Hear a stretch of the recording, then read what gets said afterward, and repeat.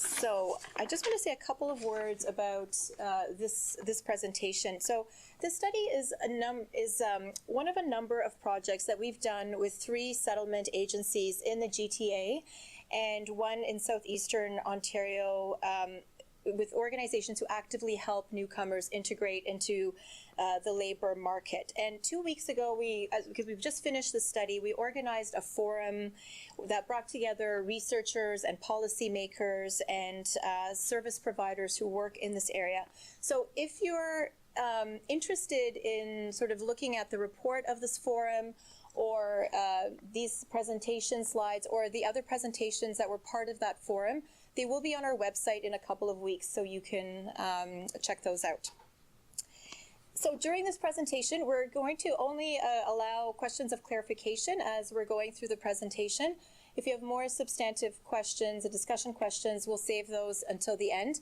And we also just ask you to speak up loudly because this is being live broadcast, live streamed. So please speak loudly if you have a question. Okay, so when we originally set out to start the study, we were curious to learn about kind of the work integration experiences of recent immigrants that's coming in by different streams, as well as refugees who are both privately sponsored as well as government sponsored. So we kind of were looking at their experiences in the job search process. And also, we wanted to look at what kind of resources and programs they were accessing in their communities, and where they were accessing those resources, and when in their trajectory they were accessing those resources. And we also had a specific interest in kind of figuring out, did they actually know about their employment rights and health and safety information prior to entering the workforce? And then the second piece of this would be for those who actually did have some experience working in Canada.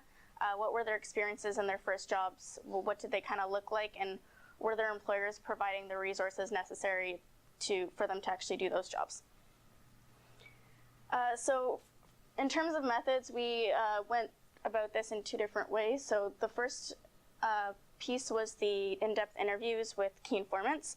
So that included policymakers, service providers, program developers who were working in the immigration and employment fields. And these were people who were seeing newcomers regularly or were directly involved in coming up with kind of policies and programs around in service of newcomers. And these were about an hour long, audio recorded, and we interviewed 22 key informants in total for a total of 20 interviews. And then the second piece, we conducted 18 focus groups, and 13 of those were in English. And this is with recent immigrants and refugees who were at the time looking for work or already in their first jobs or had some work experience prior. And we also conducted 5 of those in Arabic, and that was because we got a small grant from SHIRK to specifically look at the experiences of Syrian newcomers and how they were integrating into the workforce. So all of these participants were recruited via settlement agencies or community organizations, and they were all involved in some sort of employment preparation program or language training program at the time. So these were all about an hour and a half long, with 6 to 7 participants in each of the focus groups, and we had a total of 110 participants overall. And this data was collected primarily in the GTA, but also less so in Eastern Ontario and Northern Ontario. So all these focus groups were then transcribed. The Arabic ones were also translated, and that was with the help of peer researchers as well. And they were entered into in vivo for data storage and organization, and we reviewed the transcripts and developed a code list based on that. And they were double coded and organized. Each of the codes were organized thematically. And we used an inductive approach, which means that we just kind of let the themes emerge from the data itself, as opposed to kind of imposing these predisposed themes onto the data. And we identified themes and patterns based with the goal of essentially addressing the questions that we originally set out to answer. And I'm just going to speak a little bit to the participants and kind of what they looked like. And it was about pretty even balance for men and women. We had slightly more women, and they were a relatively young group, so almost half of them were under 35 years old at the time of the interview, at the time of the focus group, sorry. And in terms of entry to Canada, we had a pretty good distribution in terms of streams. So we did see a lot of people who came through the humanitarian stream, and that was also because we did 5 focus groups specifically with Syrian refugees. But we also did see a lot of economic immigrants. We saw some people with temporary status. We saw people who came through the family stream, and there was also some that were unknown. One thing I will say, though, about the economic immigrants, they aren't necessarily all primary applicants. So some of these people came through the economic stream, but they were spouses of someone who was the primary applicant. In terms of country of origin, the majority of them were from the Middle East or North Africa, and again, that was because we did 5 specifically with Syrian refugees, but we did see a lot of people from across the globe, so we did see people from South Asia, South America, Latin America, East Asia, and they were all relatively new to Canada, so they'd been here for less than 3 years in most of the cases, and they were highly educated, so they either had some university training or completed university or a master's or PhD. And in terms of professional background, we saw a lot of people who were engineers, people who worked in the education field, skilled trade, business, health, so a very diverse professional background, and Basak will speak more to what that looked like when they came here. All right, so one of the things that we wanted to understand was our participants' experiences with looking for work in Canada. So we asked them what were the challenges, what were the experiences in looking for jobs in Canada. And almost every participant, regardless of their stream, reported challenges and great difficulty finding work. So the common challenges that they told us was around language barriers, unsurprisingly, and lack of Canadian experience. And this was mentioned by almost all participants, that they were required Canadian experience when they were looking for jobs, and lack of recognition of foreign credentials. And this was especially challenging for refugees because they told us that they either did not have their documents with them in Canada, or it was very hard for them to access the institutions in their home country to get their foreign credentials recognized. And for some, that meant having to go back and get some re-education in Canada to get some credentials that are recognized here.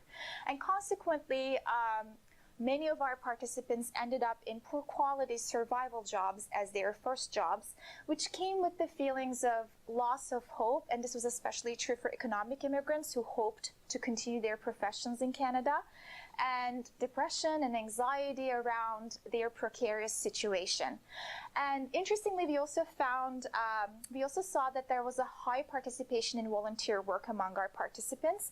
And one of the most common ways that they used to find their first jobs was the use of community, family connections in their ethnic groups. So I'm going to talk a little bit more deeply about these their first jobs and experiences. So first jobs were almost always characterized by precarity. So participants found themselves in short-term casual contracts, long working hours. They found jobs mainly through temp agencies. They were paid less wages than Canadian-born workers, and some reported working for cash only, or even we had actually a few participants who told us that they weren't paid at all after a busy day at work. And they were in poor working conditions. So some told us that they were carrying heavy loads, or they were working with equipment, but they lacked protective equipment. They worked long hours standing.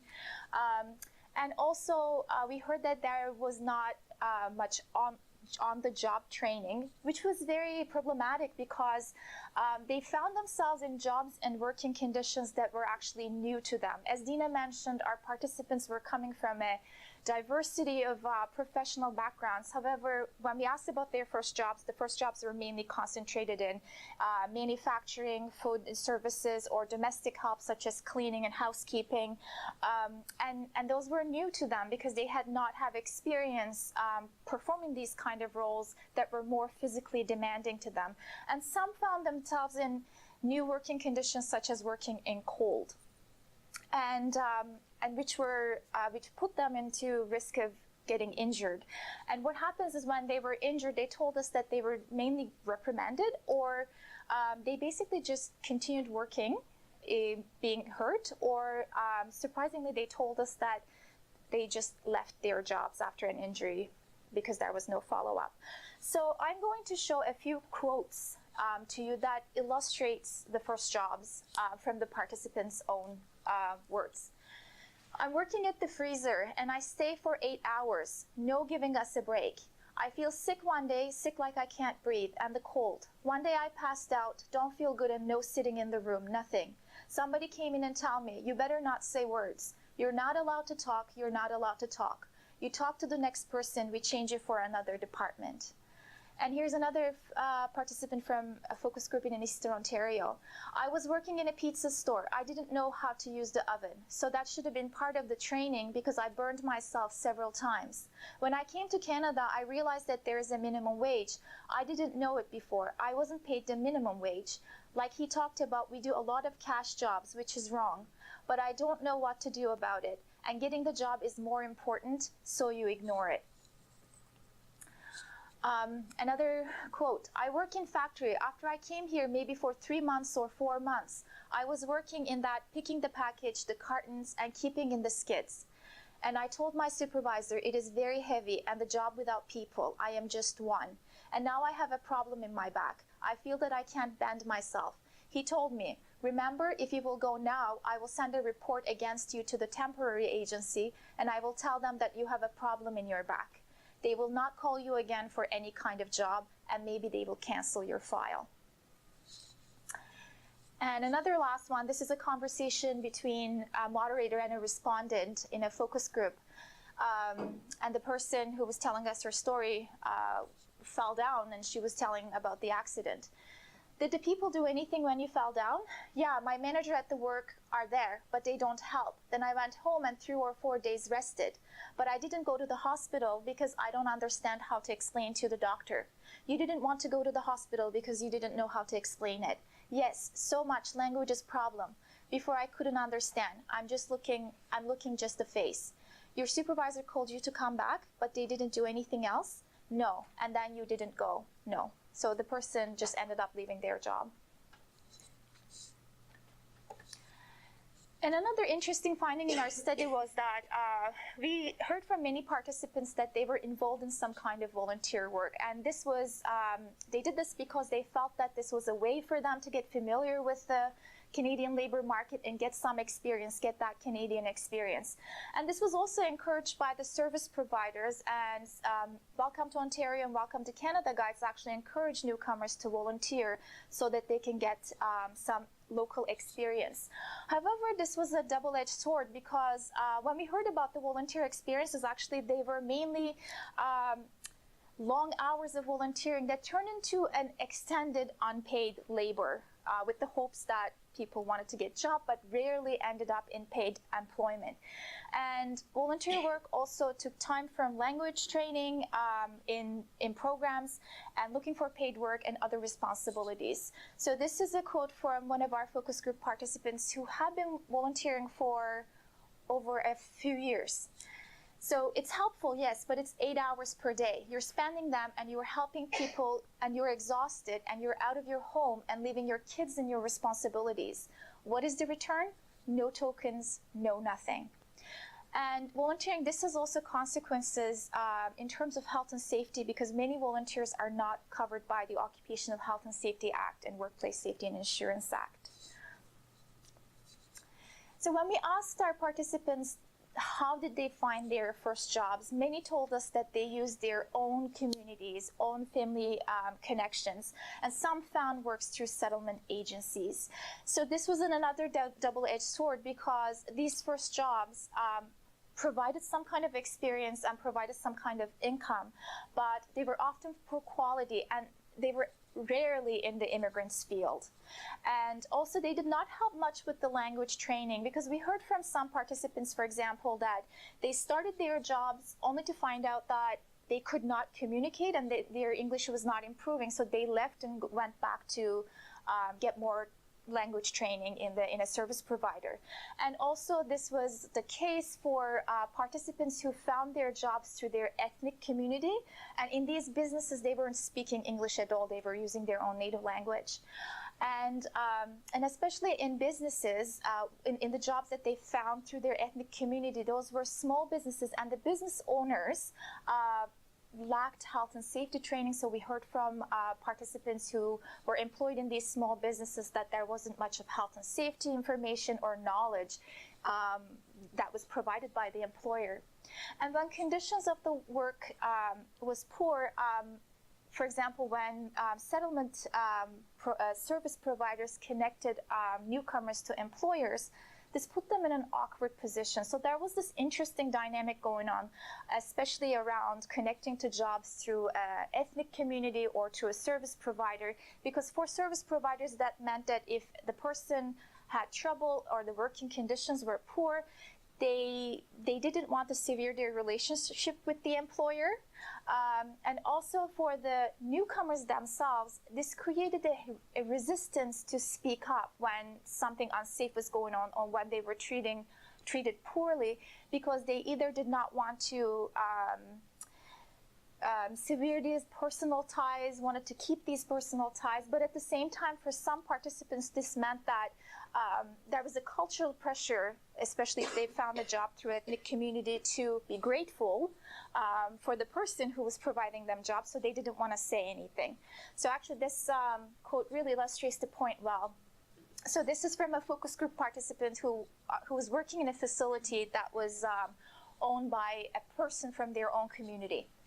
So I think that this chemical liquid is not good for me, because all the time I have a runny nose, I cough and I sneeze. I think it's chemical liquid, and I need to tell the manager that this one is not good for me. And then she told me, if you say that, maybe you're going to lose your job, because she said, I need you to do it. And so it's very hard for me because she's from my country. I know her in my country. We have a tradition. You have to respect somebody if she's older than you. So I have to respect her, but sometimes she abuses me. So after hearing the experiences of newcomers and their first jobs and the experiences of looking for work, we wanted to understand how they prepare to enter into the workforce. So what are the programs that are offered to them, and whether these programs have any health and safety component or employment rights component involved. So as Dina mentioned, we recruited almost all of our participants through settlement agencies or community organizations, because we wanted to understand what these programs entail. So almost all of our participants either went through some kind of language training or employment preparation training. And we were asked about the content of these programs. Most of the employment preparation programming included information like how do you network, or how do you write a resume, or more around cultural competency training. However, it rarely included health and safety or employment rights components. And when we asked our participants, so have you received any health and safety training, or what do you know about your rights? The vast majority of the participants, unfortunately, had extremely limited knowledge about the employment standards, and they knew nothing about the responsibility of their employers vis-a-vis safety training or protective equipment, and they did not know what to do when they were asked to do something unsafe or when they were injured. So this was one example of many conversations we had in these focus groups, and they usually go something like this. So the moderator asks, so you said you never received any information about health and safety. Did you receive any information about your rights as a worker, like what you're entitled to? And multiple respondents just said no. And of course, there were some participants who have received some kind of training or who wanted to talk about safety. And actually, when we were analyzing our data, we were surprised to find that we asked these questions and some people answered. However, they weren't answering the questions that we asked them, and I'll explain what that means. So for example, when we asked them about their employment rights, so what are your rights as a worker, they talked about their responsibilities on the job. So for example, we said, well, do you know your rights as a worker? And then they said, yeah, I know, these are the things that I need to do. Or when we asked about occupational health and safety training or information they received, some only mentioned just mainly WHMIS, which is a small part of health and safety, and some remembered receiving some kind of online training. And surprisingly, some participants said that, yes, we signed a contract, and then when we probed further what that information is, it was just basically an employment contract that they were given, and then they were asked to sign out. So they weren't understanding perhaps like what that health and safety information meant. And also when we asked about safety training, some participants did receive safety training, and some also mentioned that yes, we received safety training, but they were mainly focused around client and customer safety. So the employer gave them some training around that. For example, a food handling certificate they received from service providers, but there were hardly any training around workers' health and safety. Again, two quotes to illustrate the point. So the moderator asks, the employer didn't give you any advice about which kind of protective equipment to buy for working with that. No, I didn't ask them either. I think that was my responsibility to get the right protective equipment. So we actually heard this from participants that they felt like finding the protective equipment or finding the right one was their responsibility. Second quote from a Northern Ontario focus group. So when you were saying that with some of the training, did you ever receive any kind of materials that sort of told you about your rights or what to do if you're injured? Anything around that? At the beginning, they gave a bunch of papers. A contract. Yeah, they give so many papers and we have to sign it. In my case, they give and we need to sign all of the papers before we come to work. And when we start to read, they will look at your face that the person is first time reading the papers. So they were just given a bunch of papers to sign, and participants thought that maybe there was some health and safety information in that. We also talked to service providers and policymakers about programming around health and safety. So these programs, when offered, were tended to be usually one-offs and mainly focused on basic human rights and employment standards. So there wasn't a systematic programming the service providers provide around health and safety. And programming was described by the service providers as client-driven, which meant that if the newcomers or if the clients did not ask for this information, it wasn't provided. However, we know that newcomers, when they arrive, they focus on finding jobs. So that's their main priority.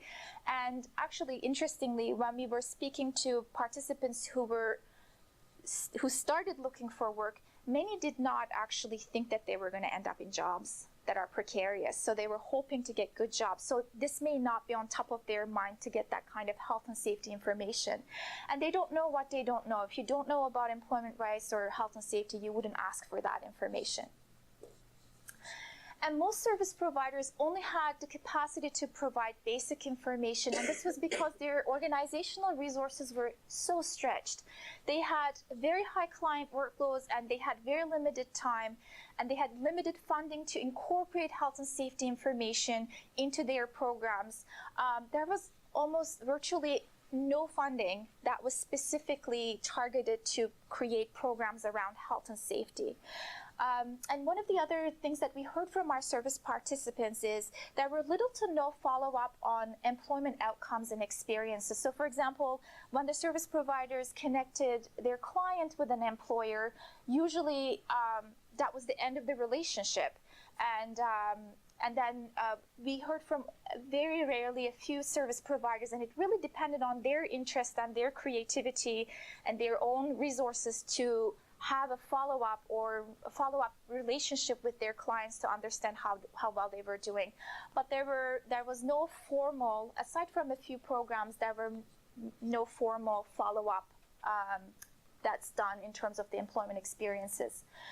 And when newcomers asked information around health and safety, or they found themselves in a situation and they needed the help of the service providers, they were usually referred to websites. So this would be the website of the Ministry of Labor or some legal clinics, and also Welcome to Canada Guide or Welcome to Ontario Guide. However, we know that these websites are very hard to navigate, and they usually have very sophisticated language around health and safety. So it might be hard for the newcomers to understand and to find the information that they need. So for example, this is a Welcome to Canada guide. It's a 148 pages long guide, and there's only a few paragraphs here about the employees' rights.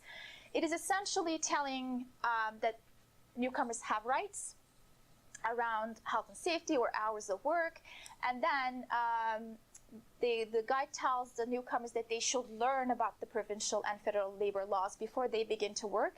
And if they have trouble, or if they feel like they were treated unfairly, that they should go and speak to someone from the Ministry of Labor, or they could see a Service Canada Centre employee. Unfortunately, none of our participants told us that they went to these websites or they went to speak to someone from the Ministry of Labor. Okay, so we originally set out to answer this question: how can we prepare newcomers to safely integrate into the workforce? And unfortunately, we couldn't really come up with any direct or easy answers to this question. But one thing that a key informant said to us that really resonated is that it has to be done at many different times and in many different ways. So we feel that programming around health and safety and employment rights specifically, it needs to be much more systematic than it is right now. When we talked to participants, a lot of them spoke about how they would join a program and then they'd have to leave to start working, and then later re-entered their language training programs or were looking for evening courses. So there really was no kind of linear trajectory in terms of how they access these resources. And so these one-off health and safety workshops that service providers were offering, they just weren't sufficient and they weren't far-reaching. Another thing that we feel strongly about is that the onus can't be on newcomers to ask for this type of programming. Basak mentioned that a lot of the programs and settlement agencies are client-driven, but it's just not realistic to expect them to think of this as an obvious priority, because they don't expect to be in these work environments, and they don't necessarily think that's a priority when they have 1,000 other competing interests at the time. Another thing that I think that we think is important is that it needs to start earlier, and specifically at earlier language levels. A lot of the key informants that we spoke to said that in order to access an employment program, they would have to be at some level of English proficiency. And based on what we heard from participants, a lot of them are entering the workforce at lower language proficiency levels. So they need to be kind of exposed to that information, and that information needs to be introduced a lot earlier than it is. Another thing that Basak mentioned, it can't only involve sending people to websites. They're very difficult to navigate, and almost, I don't think any of the participants that we spoke to said that they visited any of these websites. And another thing is that it can't just depend on the employer doing his or her part. So in an ideal situation, we would expect that a employer is providing on-the-job training, that's providing information about their employment rights and protective equipment, but that just doesn't seem to be the case based on what we heard from participants. Another thing that we think is a valuable resource to kind of pull in on this is the settlement sector. We heard from participants that this was a very trusted and important resource for them, and someone that they could go to without having to worry about reprisal or losing their job.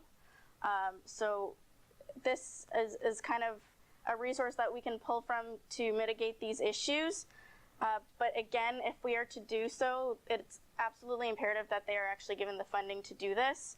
They are already stretched and working on several other issues, so to expect them to take this on without the resources to do so, it's just not going to work. And another thing is that when we talked to service providers, they all kind of reported that there wasn't really any kind of follow-up once a newcomer had been placed in a job. So the only kind of outcomes we're working with are whether they got employed or not employed. So we're kind of missing that information about whether they actually received training on the job, whether they actually stayed in those jobs, and whether there's any kind of exploitation in that job. So those are important outcomes, and those are outcomes that need to be tracked. And the funding and monitoring structures have to reflect that. And then again, there needs to be the resources in order to make that happen and make that possible for service providers. Another thing that we saw, especially when Basak was talking about when we asked them about their rights and they kind of responded with their responsibilities, we think that kind of reflects this broader reality where newcomers are not actually talked about what they're entitled to, and it's always kind of what they need to give us and what they need to provide for us. And this is a quote that came out of one of the focus groups, and it was an Arabic quote that was translated to English, and it kind of illustrates this point quite well. The participant says, basically the conversation always revolves around the host community and not about the newcomers. Nobody leads you by the hand and says, this is your right and this is what you deserve. Rather, this is what we want and this is what we expect. When I went to school for ESL, the teacher would say, like, you came here as newcomers, so you have to respect the rules and laws of this land, which is a given. She would give you a list of have-tos and a to-do list, but she never once mentioned what Canada needed to do for newcomers. So we definitely feel like that there needs to be a shift in this focus, and we need to start thinking about what we need to provide and what we are expected to provide for newcomers as opposed to just what they can do for us. And another thing that became kind of apparent during our key informant interviews is because there are so many different players who have a stake in this, so the service providers, the employers, labor, immigration, so many people are kind of involved in this issue that there seems to be a diffusion of this responsibility, and no one person is kind of responsible, so there's not really any accountability. So there was this assumption on every kind of perspective of this that somebody else was providing that information and someone else was providing those resources. And a lot of the times nobody was providing those resources. So when we spoke to service providers, they said that when employers were recruiting from settlement agencies or from their programs, that they were expecting that they had already received training and received that information, which a lot of the times they did not. And policymakers were assuming that employers were providing this information or job readiness programs were providing this information. And again, a lot of the times when we spoke to participants, nobody had provided that information. And the only times we actually kind of saw a robust programming around these issues was when there was someone in that organization who was really championing those issues and was really passionate about that. And we think that something like that is necessary on a more broad scale. So someone from the ministries who's really going to take this on and going to spearhead these initiatives. And finally, there is a whole host of resources out there that are meant to prepare newcomers for the workforce. And this just seems like a sensible place to include some information about health and safety and about their rights, and specifically what to do when they are injured on the job. This is an approach that would be much more far-reaching than these one-off workshops are offering. Okay, so looking forward, Mumtaz did a plenary a couple weeks ago about excluding linguistic minorities from occupational health and safety research, or qualitative research in general, and especially with occupational health and safety research, because we know that newcomers and linguistic minorities are an especially vulnerable group, there needs to just be a more active effort to include them in this research. And another thing is that during our focus groups, we kind of uncovered that there was a subset of the population that was commonly overlooked. So we did speak to some people who were temporary, so foreign students, but also like spouses of foreign students. Those are populations that have a whole set of unique challenges that nobody ever really kind of looks into and nobody ever really talks about. And again, principal applicants, their spouses that they come with, it's kind of a situation that's underappreciated and that needs to be also delved into further. And also because of the focus of our study, we didn't really get to talk to any newcomers who hadn't accessed these resources, hadn't gone through settlement agencies, and their experiences also are something that needs to be studied. And finally, this is also something that became very apparent in our forum, is that we're missing this one piece, which is the employer perspective. We don't really know that much about what kind of the needs and the challenges are for employers and what kind of resources we can offer them and best practices we can provide for them so that they can be an important player in actually facilitating this safe work integration. Okay, thank you, and we apologize for keeping you late, and if you have any questions, we'll stick around, you can come ask. Thank you.